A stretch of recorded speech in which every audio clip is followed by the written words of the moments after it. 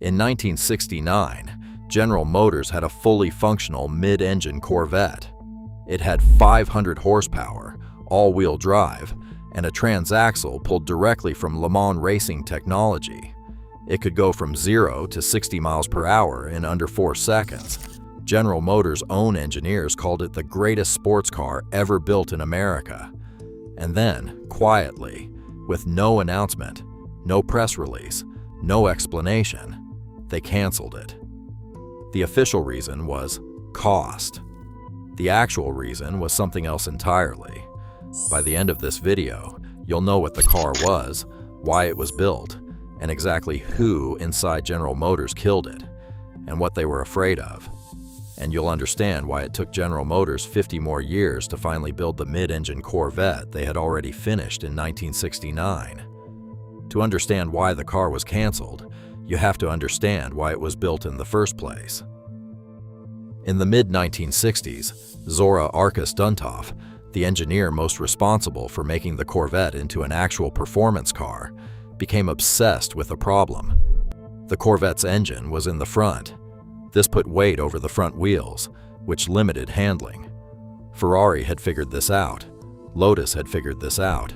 Ford had just figured this out with the GT40 and won Le Mans 4 years in a row. Duntov wanted to move the engine behind the driver. He called it the CERV, Chevrolet Experimental Research Vehicle. The first version, the CERV 1, was a single-seat open-wheel car built in 1960. Pure research, never meant for production. The CERV 2, completed in 1964, was different. This one had 2 seats, a roof, a proper interior. It looked like a production car. Duntov was testing the concept and learning from it. By 1968, he had something bigger in mind. He had convinced management to fund a fully production-ready mid-engine Corvette prototype. The project was called XP882, and what came out of the GM design studio in 1969 was extraordinary. The XP882 was not a clay model. It was not a sketch. It was a fully functioning automobile. Transverse-mounted V8, torque-splitting transaxle, full independent suspension front and rear, body proportions that looked, by any measure, like the future. Duntov drove it himself on General Motors' test track. The engineers who worked on it called it the best handling car they had ever tested, on any program, by any manufacturer.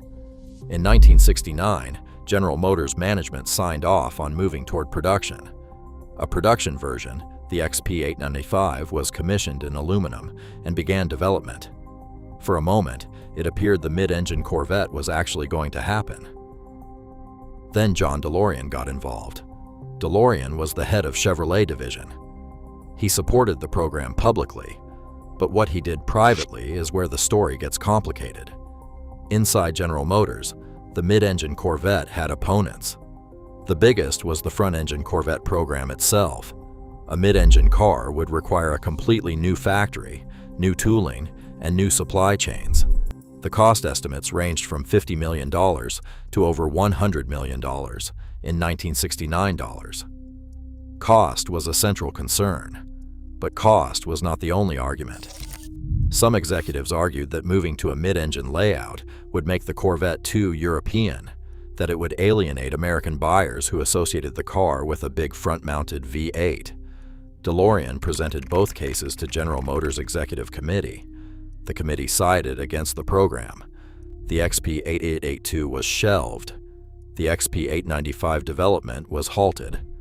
Duntov, who had dedicated a decade of his career to the concept, was furious. GM briefly resurrected a version of the design in 1972, when Ford announced the De Tomaso Pantera would be sold through Lincoln Mercury dealers. Suddenly, competitive pressure made the mid-engine Corvette look attractive again. GM put the XP882 on a rotating platform at the 1973 New York Auto Show, with no commitment to production, just a response to Ford's announcement. The public reaction was overwhelming. The car stopped traffic. People formed lines around the GM stand. General Motors management looked at the reaction. and still canceled the program. Here's the part of the story most people don't know. The mid-engine Corvette wasn't killed because it was bad. It was killed because it was too good. General Motors' internal projections showed that a mid-engine Corvette, priced where it needed to be priced to cover development costs, would compete directly against the Corvette's own existing customer base. It would cannibalize sales of the front-engine car, and since the front-engine car was already profitable, already tooled, already sold, management chose the safe option. The engineers had built the future. The accountants put it in storage. Zora Arkus-Duntov retired from General Motors in 1975, still without his mid-engine Corvette. He died in 1996. The C8 Corvette, the first production mid-engine Corvette in the model's history, was revealed in 2019, 50 years after the X8 II was completed. It uses a transverse-mounted V8 engine and a rear transaxle, exactly what Duntov built in 1969.